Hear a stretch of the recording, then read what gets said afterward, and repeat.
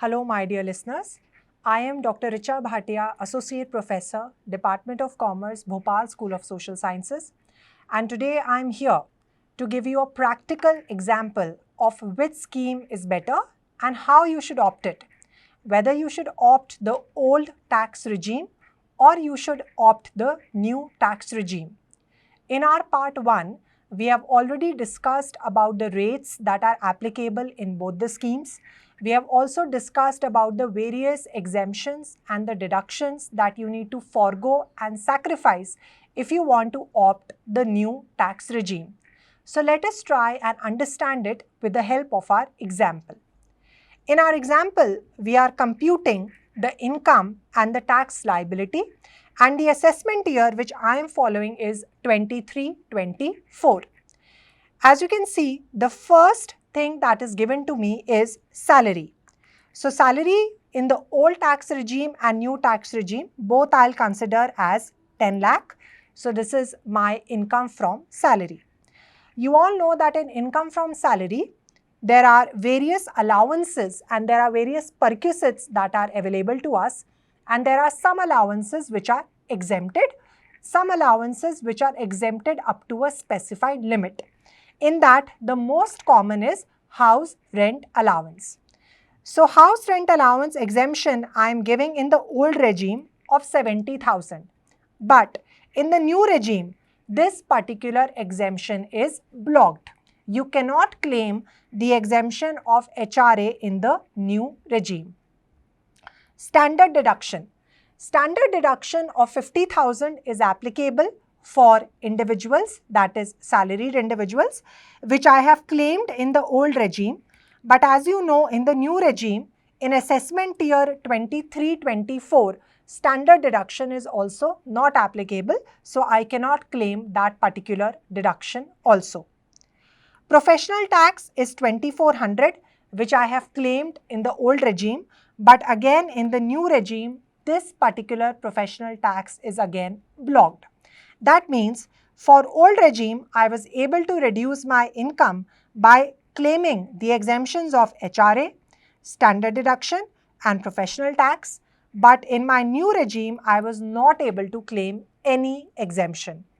My GTI, that is gross total income, in the old regime is coming as 8,77,600, and in the new regime it is coming as 10 lakh. Now I'll claim some deductions. The first deduction that I am claiming is under section 80C, which is applicable for life insurance premium, PPF, etc. And the amount that I have claimed is the maximum amount, which is 1,50,000 in the old regime. But in the new regime, again, this particular deduction is blocked. The second deduction that I have claimed is 80D, which is for health. The amount that I have claimed is 50,000 in the old regime, but in the new regime, again, this reduction is blocked. So in the new regime, you cannot claim many deductions and exemptions that are applicable in the old regime. After deduction, my total income is coming as 6,77,600 in the old regime, and new regime it is coming as 10 lakh. After applying the slabs of assessment year 23-24, my tax liability comes to 48,020, that is 48,020 in the old regime, and if I apply the slab of the new tax regime, my tax liability or my income tax is coming as 75,000. Now, as you all know, once you calculate the income tax, there is a rebate that is available to you under section 87A. But that rebate is applicable only when your income, that is the total income, is below 5 lakh. But in both the cases over here, I cannot claim the rebate also. So the income tax stands as it is. Now I am going to add education cess, that is health and education cess of 4% on the income tax that I calculated, which is coming as 1921 as well as 3,000 in the new regime. Surcharge is not applicable in both the cases over here, and my total tax liability in the same salary, if I opt the old regime, I have to pay 49,941 as my income tax, and if I opt the new regime, I have to pay more, that is 78,000. So by doing a rough calculation, it's very clear that according to my salary and my investments, I should go for the old regime and I should not opt for the new tax regime.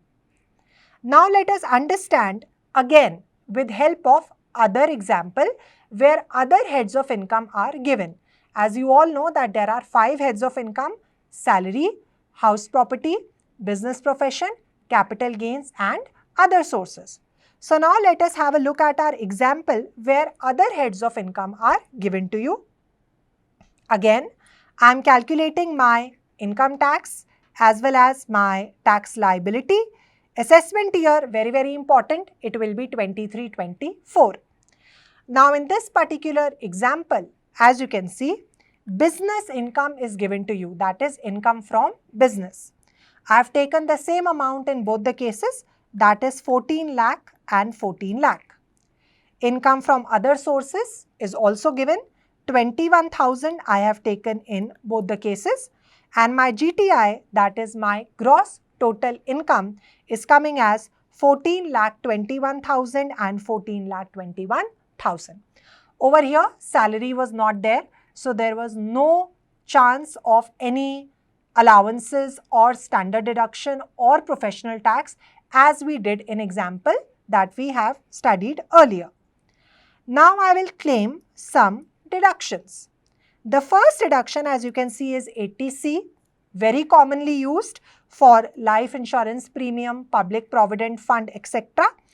I have claimed the maximum amount of 1,50,000 for my existing or old tax regime, and in the new regime it is blocked, so I cannot claim this. 80 TTA. 80 TTA is for interest on saving bank deposits. I have claimed 10,000 in the old regime, but in the new regime, again you can see it is blocked.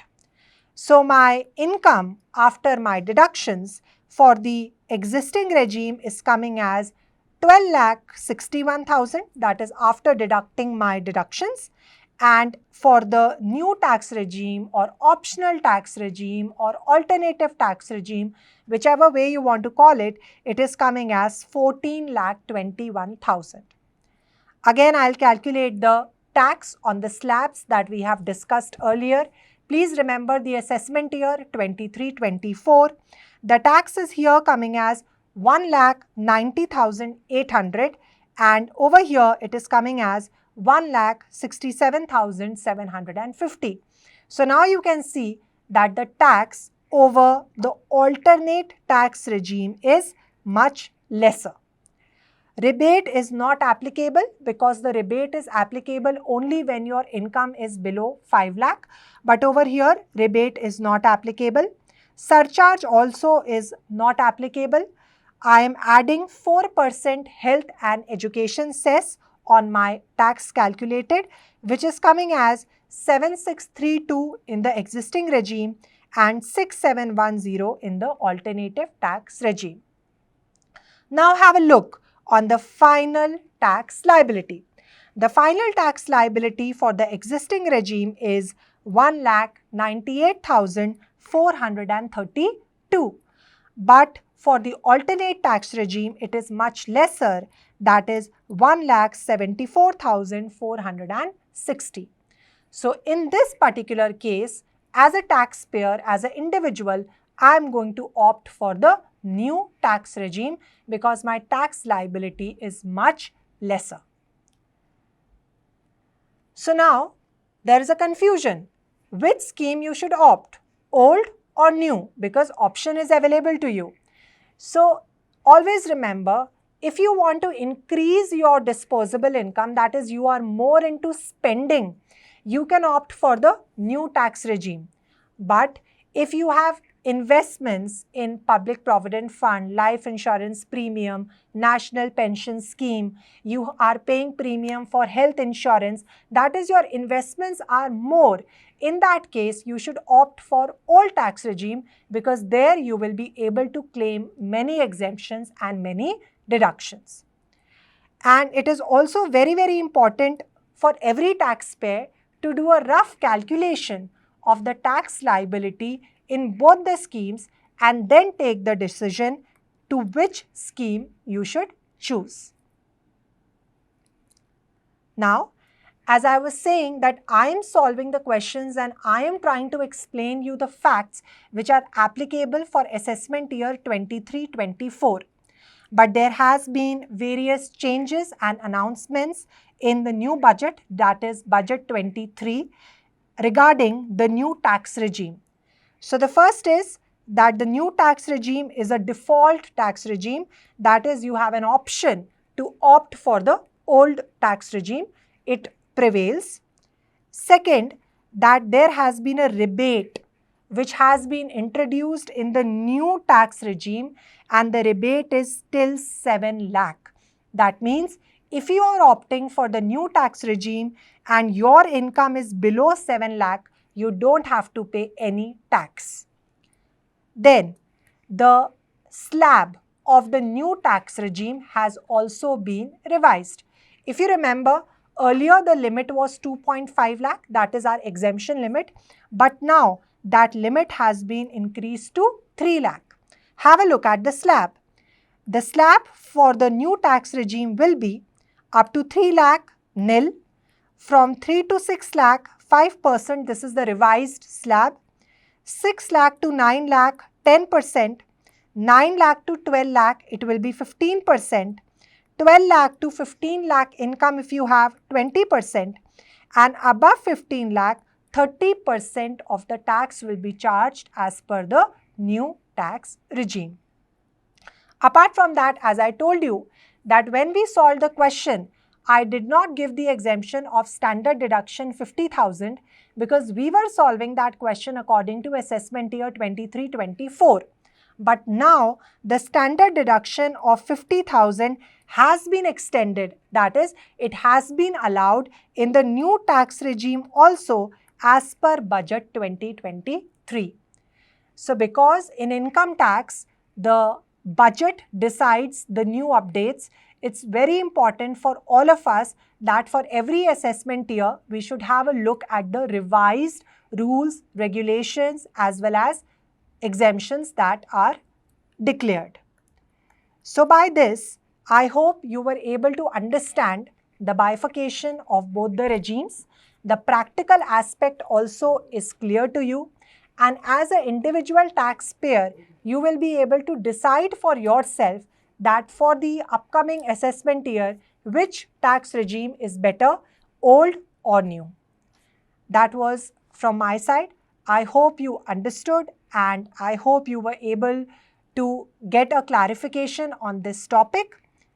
Happy learning. We are going to meet with new topics and more interesting topics in the future. Thank you so much.